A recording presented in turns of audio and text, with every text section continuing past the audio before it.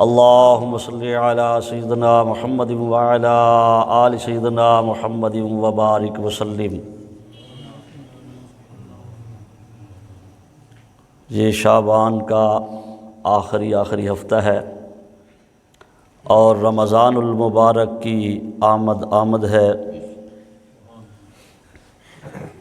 حضور صلی اللہ تعالیٰ علیہ وآلہ وسلم کی عادت مبارکہ تھی، جب بھی کبھی کوئی اہم کام ہوتا تو آپ صلی اللہ تعالیٰ علیہ وسلم صحابہ کو، اپنی جماعت کو، اپنے مریدوں کو خبردار فرمایا کرتے تھے۔ کہیں سفر پہ جانا ہوتا، کسی بھی مہم پہ جانا ہوتا تو اللہ کے حبیب علیہ الصلوۃ والسلام کی عادت مبارکہ یہ تھی کہ نبی علیہ الصلوۃ والسلام پہلے آگاہ فرماتے تھے تاکہ تیار ہو جائیں، تیاری کر لیں۔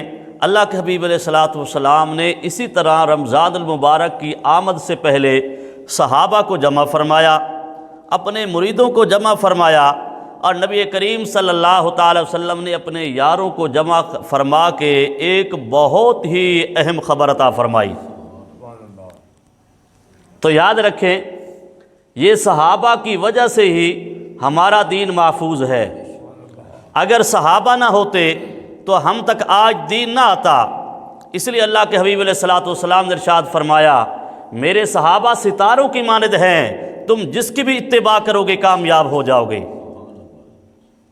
تو اگر کوئی صحابہ کے متعلق کوئی انگلی اٹھاتا ہے یا زبان دراز کرتا ہے تو سمجھ لے کہ جب گیدڑ کی موت آتی ہے تو وہ شہر کا رخ کرتا ہے، اس کی موت واقع ہو جاتی ہے۔ اسی طرح جب کسی کی بدبختی لازم آتی ہے تو وہ اولیاء کرام کی طرف زبان کھولتا ہے، ان کی بے عزتی کا سوچتا ہے، ان کی بے حرمتی کا سوچتا ہے، تو وہ بندہ ایمان سے فارغ ہو جاتا ہے، اس بندے کی بدبختی لازم آ جاتی ہے۔ اگر نبی کریم صلی اللہ تعالی وسلم نے ارشاد فرمایا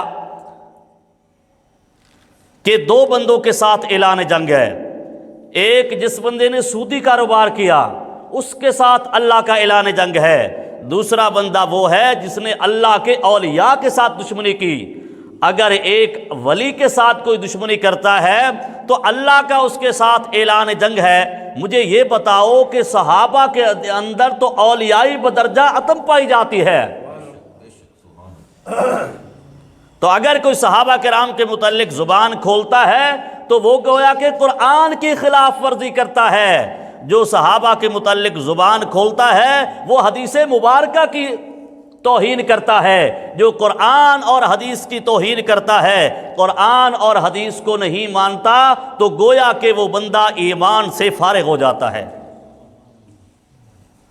کیونکہ پروردگار عالم نے فرمایا رضی اللہ عنہم ورضوا عنہ، کہیں فرمایا وَكُلًّا وَعَدَ اللَّهُ الْحُسْنَى۔ آج ہمیں اور آپ کو اجازت نہیں، دنیا میں کسی انسان کو اجازت نہیں، جب پیدا کرنے والے نے جب نبی علیہ الصلوۃ والسلام کے صحابہ کا امتحان لے لیا، اولئک الذین امتحن اللہ قلوبہم للتقوی، امتحان لے کے اللہ نے کامیابی کے پروانے جاری فرما دیے، اس کے باوجود اگر کوئی کسی کا قول پیش کرتا ہے کہ فلاں صحابی ایسا تھا، فلاں ایسا تھا، گویا کہ اس وقت بدبختی اس کی آ گئی ہے، روحانی طور پر وہ بندہ مر جاتا ہے۔ صحابہ کو ماپنے کا پیمانہ وہ قرآن اور حدیث ہے، وہ عام دنیا داروں کی کتابیں نہیں، یا 14ویں صدی کے کسی مولوی اور پیر کے یہ ترازو ہیں، یہ کام نہیں آتے، بلکہ قرآن اور حدیث ان کا ترازو ہے۔ پروردگار نے قرآن اور حدیث میں ان کو پرکھ لیا، نبی علیہ الصلوۃ والسلام نے ان کو پرکھ لیا، لہٰذا میرے پروردگار نے ان کو کامیابی کے اپنی رضا کے پروانے عطا فرما دیے۔ پروردگار کو پتہ تھا کیا ہونے والا ہے، سب کچھ ہونے کے باوجود جب میرے پروردگار نے ان کو معافی کا اعلان فرما دیا ہے، تو آج ہمیں چاہیے کہ ہم اپنی زبانوں کو بند رکھیں۔ ایک اگر 14ویں صدی کے بھی کسی پیر، کسی بزرگ کے متعلق کوئی انگلی اٹھاتا ہے یا زبان درازی کرتا ہے تو اللہ کا اعلان جنگ ہے۔ تو بتاؤ، اگر نبی علیہ السلام کے یار، نبی علیہ السلام کے صحابی قرآن کو آگے پہنچانے والے، حدیث مبارکہ کو آگے پہنچانے والے، اگر ان کی کوئی بندہ بے حرمتی کرتا ہے، سمجھ لیں کہ وہ بندہ ایمان سے فارغ ہونے جا رہا ہے۔ اس کو پتہ بھی نہیں ہے، اس کی بدبختی آ رہی ہے کہ وہ اللہ کے ساتھ اعلان جنگ کرنے جا رہا ہے۔ جو اللہ کے ساتھ اعلان جنگ کرتا ہے تو وہ بندہ اس دنیا میں بھی ناکام ہو جاتا ہے اور آخرت میں بھی میرا پروردگار اس بندے کو ناکام فرما دے گا۔ لہذا تو اللہ کے حبیب علیہ الصلوۃ والسلام نے صحابہ کرام کو جمع فرمایا۔ شعبان کا آخری مرحلہ تھا اور میرے محبوب صلی اللہ علیہ وسلم نے رمضان المبارک کی آمد کے متعلق اپنے صحابہ کو جمع فرما کے فرمایا، یا ایھا الناس، اے لوگو، تمہارے اوپر ایک ایسا مہینہ آنے والا ہے، قد اغلکم، فرمایا تمہارے اوپر ایک بہت بڑا مہینہ آنے والا ہے۔ تمام کے تمام لوگوں کو کسی کی تخصیص نہیں فرمائی، بلکہ سب صحابہ کو فرمایا تمہارے اوپر ایک عظیم مہینہ آنے والا ہے، مبارکن شہرن، فرمایا وہ مہینہ مبارک ہے، فیہ لیلۃ خیر من الف شہر، فرمایا اس میں ایک رات ایسی ہے جو 1000 مہینے سے بہتر ہے۔ یہ پہلی بات تھی۔ اور پھر فرمایا یاد رکھو، رمضان المبارک میں دن کے وقت روزہ رکھنا یہ تمہارے اوپر فرض ہے، اور اس کی راتوں کا قیام یہ تمہارے لیے اجر و ثواب کا باعث ہے۔ پھر تیسری بات یہ ارشاد فرمائی کہ میرے صحابہ، کہ اگر تم میں سے کوئی چاہتا ہے، کوئی نیکی کر کے اللہ کا تقرب حاصل کرنا چاہتا ہے، تو فرمایا یاد رکھو، اگر کوئی ایک نیکی کرتا ہے وہ ایسا ہی ہے جیسے غیر رمضان میں وہ ایک فرض کو ادا کرتا ہے۔ اور اس سے پھر فرمایا، اس آگے فرمایا، جو رمضان المبارک میں کوئی بندہ ایک فرض ادا کرتا ہے، فرمایا اس کو 70 فرائض ادا کرنے کے برابر میرا پروردگار ثواب عطا فرما دیتا ہے۔ پھر میرے محبوب صلی اللہ علیہ وسلم نے ارشاد فرمایا کہ سنو، کہ اگر کوئی بندہ کسی روزہ دار کو روزہ افطار کروا دیتا ہے تو فرمایا میرا پروردگار اس بندے کے گناہوں کو صاف فرما دے گا، مٹا دے گا۔ اور دوسری بات یہ ارشاد فرمائی کہ اس بندے کو میرا پروردگار جہنم سے آزادی عطا فرمائے گا۔ اور تیسری بات یہ ارشاد فرمائی کہ جس کو روزہ افطار کروایا ہے وہ بندہ پریشان نہ ہو جائے، فرمایا اس کے ثواب میں بھی ایک ذرہ برابر بھی کمی واقع نہیں ہوگی۔ صحابہ نے کہا یا رسول اللہ صلی اللہ تعالی علیہ وآلہ وسلم، اگر ہم میں سے کوئی ایسی طاقت نہ رکھے، اگر ہمارے پاس اتنا مال نہ ہو تو ہم کیا کریں؟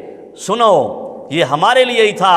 اللہ کے حبیب علیہ الصلوۃ والسلام نے ارشاد فرمایا کہ اگر تم ایک گھونٹ پانی کا روزے دار کو پلا دو، ایک کھجور سے روزہ افطار کروا دو، یا ایک گھونٹ دودھ سے روزہ افطار کرا دو، فرمایا پھر بھی یہی اجر میرا پروردگار تمہیں عطا فرمائے گا۔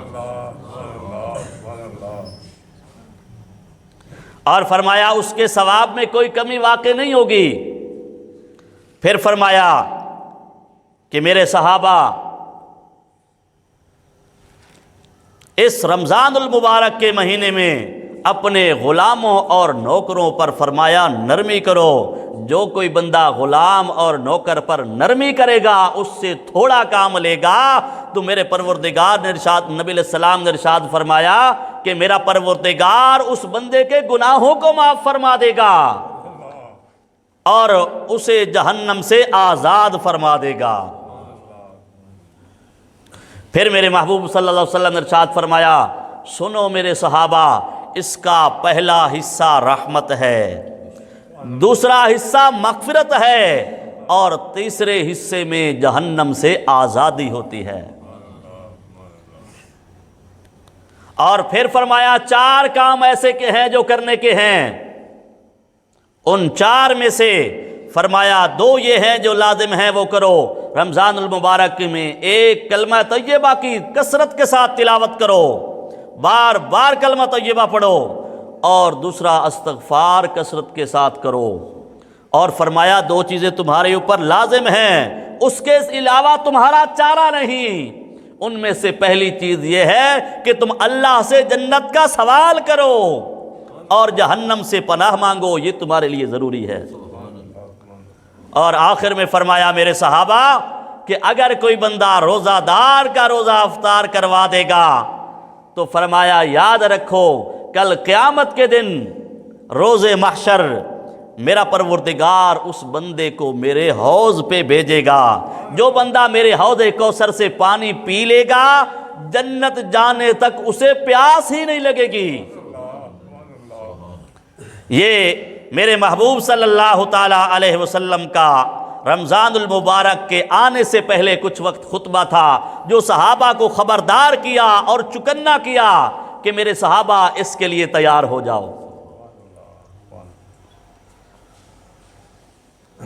نبی کریم صلی اللہ تعالی علیہ وآلہ وسلم امی عائشہ صدیقہ رضی اللہ تعالی عنہا راویہ ہیں، فرماتی ہیں کہ اتنے کسی مہینے کے دن میرے محبوب صلی اللہ علیہ وسلم نہیں گنتے تھے جتنا شعبان کی تاریخوں کو یاد رکھا کرتے تھے۔ نبی علیہ الصلوۃ والسلام اس کی گنتی کرتے رہتے تھے۔ تو اللہ کے حبیب علیہ الصلوۃ والسلام کس لیے گنتی کرتے تھے؟ اس لیے تاکہ تاریخ بھول نہ جائے، اس لیے فرمایا سومو لرؤیتہ، فرمایا کہ اگر تم چاند دیکھ لو تو پھر روزہ رکھو، چاند دیکھ لو تو روزہ رکھو، وَأَفْطِرُوا لِرُؤْيَتِهِ، اور تم افطار کرو جب تم چاند دیکھ لو۔ مطلب یہ ہے کہ شعبان کی 29 کو آپ دیکھو، چاند نظر آتا ہے تو ٹھیک ہے۔ فَإِنْ أُغْمِيَ عَلَيْكُمْ، اگر تمہارے اوپر یہ چیز سامنے نہ ہو سکی، واضح نہ ہو سکی کہ یہ آج شعبان کی 29 تاریخ ہے، اس میں چاند نظر نہیں آیا، تو فرمایا کہ تم اس کے بھی 30 دن پورے کر لو۔ اسی طرح رمضان المبارک کے آخر میں 29 کو اگر تمہیں عید کا چاند نظر نہیں آیا تو تم اس کے بھی 30 دن پورے کر لو۔ ایک اصول بتا دیا کہ تم چاند دیکھو، اگر 29 کو نظر آ جاتا ہے تو اسی 29 کو روزہ رکھ 30 کو آگے روزہ رکھ لینا چاہیے۔ لیکن فرمایا اگر تمہیں نظر نہیں آتا اور کوئی شہادت بھی نہیں آتی تو پھر آپ کو چاہیے کہ آپ اس وقت میں روزہ رکھو جب تحقیق ہو جائے۔ تحقیق کیا ہے؟ اگر 29 کو نظر نہیں آتا تو پھر اگلے دن خوب اچھی طرح سوچ لو کہ ہم نے 30 دن پورے کرنے ہیں۔ 30 دن پورے کرنے کے بعد پھر، کیونکہ رمضان المبارک یا کوئی مہینہ بھی اسلامی طریقے سے دیکھا جائے وہ تو 30 کا ہی ہوتا ہے، الا یہ کہ چاند نظر آ جائے۔ اس لیے مفتی اعظم مفتی شفیع رحمۃ اللہ ارشاد فرمایا کرتے تھے کہ 3 طریقے ایسے ہیں جن سے رمضان المبارک کے روزہ رکھنا انسان کے لیے آسان ہو جاتا ہے اور رمضان المبارک آنے کا پتہ چل جاتا ہے اور ثابت ہو جاتا ہے۔ فرمایا سب سے پہلی چیز تو یہ ہے کہ انسان خود چاند دیکھ لے۔ اگر خود نہیں دیکھا، پھر کوئی اگر شہادت آ گئی ہے تو پھر اگر وہ مسلمان ہے اس کی شہادت آ گئی ہے تو پھر بھی روزہ رکھ لے۔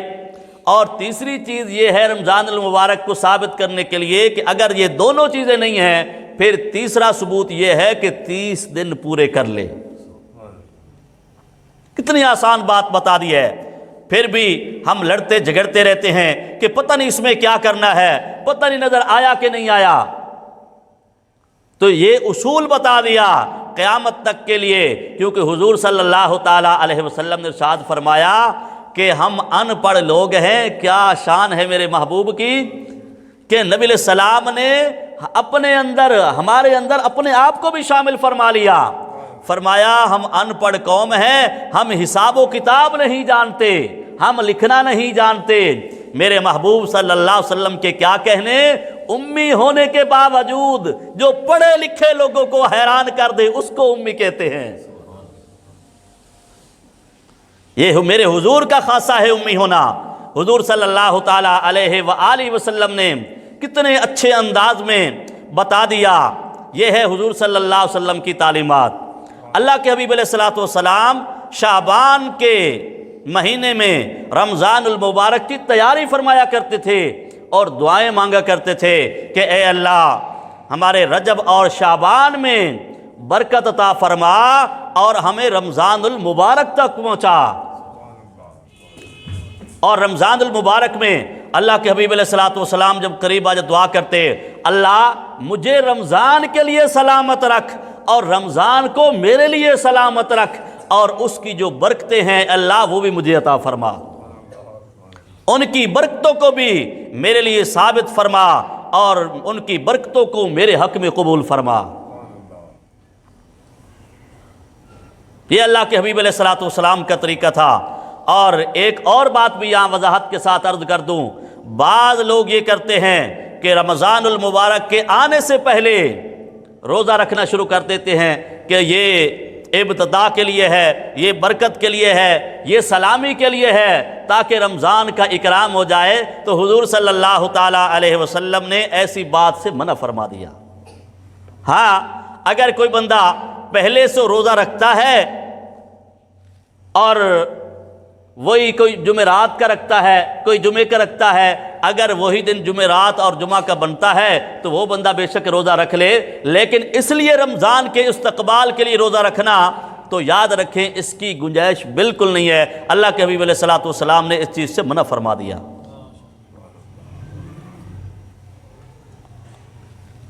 اور چاند کے متعلق اللہ کے حبیب علیہ الصلوۃ والسلام نے کتنا اچھا طریقہ بتا دیا، پیارا طریقہ بتا دیا۔ یہ نہیں کہ سارے کے سارے لوگ اگر بتائیں تو پھر ہم روزہ رکھیں گے، فرمایا نہیں۔ حضرت ابن عمر رضی اللہ تعالیٰ راوی ہیں، فرماتے ہیں کہ نبی کریم صلی اللہ علیہ وسلم کو میں نے جا کے بتایا، اے اللہ کے حبیب علیہ الصلوۃ والسلام میں نے چاند دیکھا ہے۔ نبی علیہ الصلوۃ والسلام نے ارشاد فرمایا صحابہ کو بلاؤ اور ان سے کہہ دو کہ کل روزہ رکھ لینا۔ بعض لوگ کہتے ہیں کہ ہم سارے اکٹھے ہو کے دیکھ رہے تھے، ہمیں نظر نہیں آیا، کوئی ایک بندہ بتاتا، کہتے آپ کو کیسے نظر آ گیا؟ تو یاد رکھیں مسلمان جو ہوتا ہے نا، عاقل ہو، بالغ ہو اور مسلمان ہو تو اس کی زبان پہ اعتبار کرنا چاہیے۔ اللہ کے حبیب علیہ الصلوۃ والسلام نے بھی دیکھا، صحابہ کرام میں نے دیکھا، کسی کو چاند نظر نہیں آیا، لیکن ایک دیہات سے ابن عباس رضی اللہ تعالیٰ راوی ہیں، فرماتے ہیں کہ ایک دیہات سے اعرابی آیا اور آ کے کہا اللہ کے حبیب علیہ الصلوۃ والسلام میں نے کھیتوں میں چاند دیکھا ہے۔ اب یہ شہری لوگ جو ہیں ان کو نظر نہیں آ رہا، نبی علیہ السلام دیکھ رہے ہیں، صحابہ کرام دیکھ رہے ہیں، کسی کو چاند نظر نہیں آیا۔ کیوں دیکھ رہے ہیں؟ یاد رکھیں 29 کا چاند دیکھنا، اس کی تلاش کرنا یہ فرض کفایہ ہے۔ ایسا نہ کوئی رمضان کا روزہ ہمارے ہاتھ سے نکل جائے، کیونکہ یہ فرض ہے، یہ ضروری ہے۔ اس لیے فرمایا کہ اگر فرض ہے، اگر تم میں سے کوئی روزہ نہ رکھ سکے باوجہ سفر یا باوجہ بیماری تو اس کو چاہیے کہ وہ دوبارہ روزہ رکھے۔ فمن کان منکم مریضا او علی سفر فعدۃ من ایام اخر، فرمایا اگر تم میں سے کوئی مریض ہو یا مسافر ہو تو اس کو چاہیے کہ اس وقت تو روزہ چھوڑ دے، لیکن بعد میں اس کو رکھنا ضروری ہے۔ یہ نہ سمجھیں کہ رمضان المبارک میں روزہ چھوڑ دیا تو اس کی چھوٹ ہو گئی، رخصت ہو گئی، ایسا نہیں ہے۔ یہ فرض ہے، رخصت تو ہے اس وقت چھوڑنے کی، لیکن یہ ذمہ انسان کے باقی رہتا ہے۔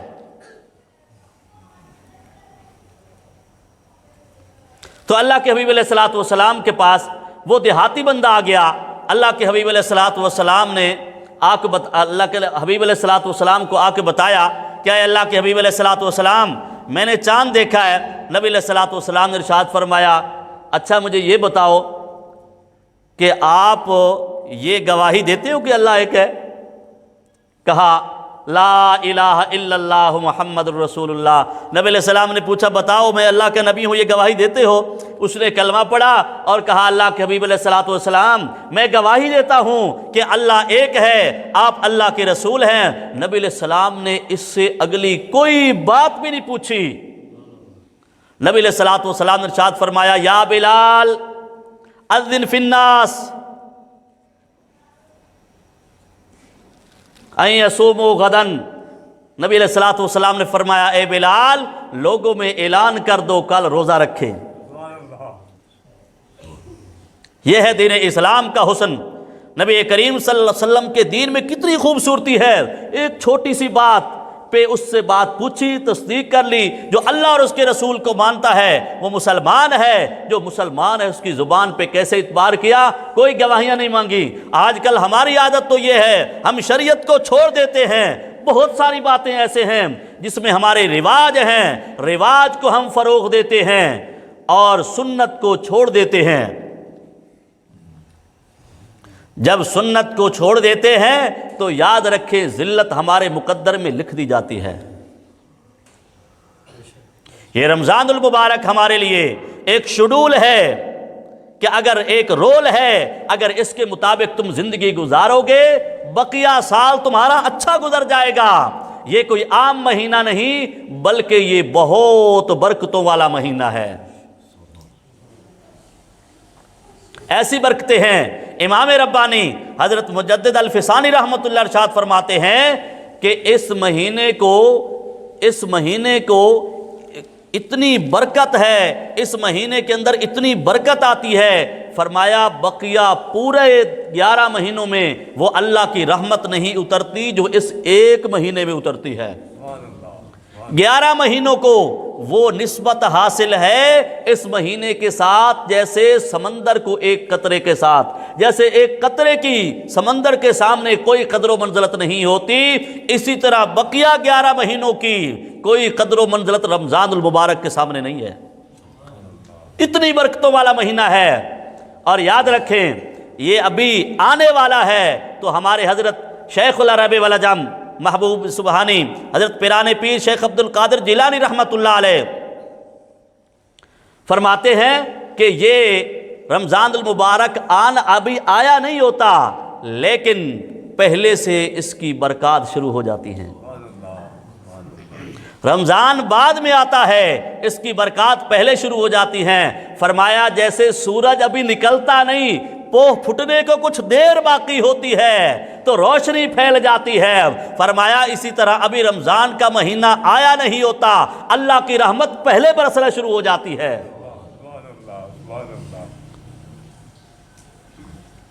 تو یاد رکھیں اگر اس مہینے میں بھی کوئی کچھ حاصل نہ کر سکا تو یاد رکھیں وہ بقیہ 11 مہینوں میں بھی کچھ حاصل نہیں کر سکتا۔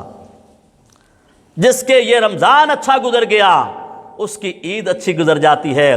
یاد رکھیں جس نے سال بھر کو اس مہینے کو صحیح طریقے سے گزار لیا تو یاد رکھیں اس زندگی کو رمضان کی طرح گزار لیا تو اس کی زندگی میں جیسے عید آتی ہے تو خوشیاں ہوتی ہیں، اسی طرح کل قیامت کے دن بھی اس کی عید کا دن ہوگا۔ جو بندہ اپنی زندگی کو رمضان کی طرح گزار لے گا تو فرمایا کل قیامت کے دن اس کا عید کا دن ہوگا۔ تو اسی لیے یہ رمضان المبارک آ رہا ہے تو پہلے سے ہم اپنے آپ کو چکنا کر لیں، جیسا کہ اللہ کے حبیب علیہ الصلوۃ والسلام نے چکنا فرما دیا۔ نبی علیہ الصلوۃ والسلام اس کی تیاری فرمایا کرتے تھے اور اس میں اتنی محنت فرماتے تھے کہ اللہ کے حبیب علیہ الصلوۃ والسلام اللہ سے مانگتے تھے، اللہ سے جھولی پھیلاتے تھے کہ یہ میرے پروردگار کی رحمت برس رہی ہے، جو اس مہینے میں کچھ نہ مانگ سکا وہ باقی مہینوں میں بھی کچھ نہیں لے سکتا۔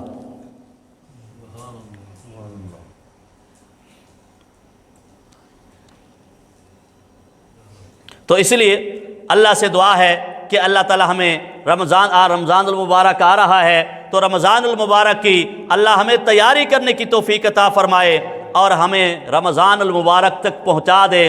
ایسا نہ ہو جائے کہ رمضان آ جائے اور ہم اس دنیا سے رخصت ہو جائیں۔ میرا پروردگار ہمیں رمضان تک پہنچا دے تاکہ ہماری یہ دنیا بھی سنور جائے اور آخرت بھی سنور جائے۔ وآخر دعوانا الحمد للہ رب العالمین۔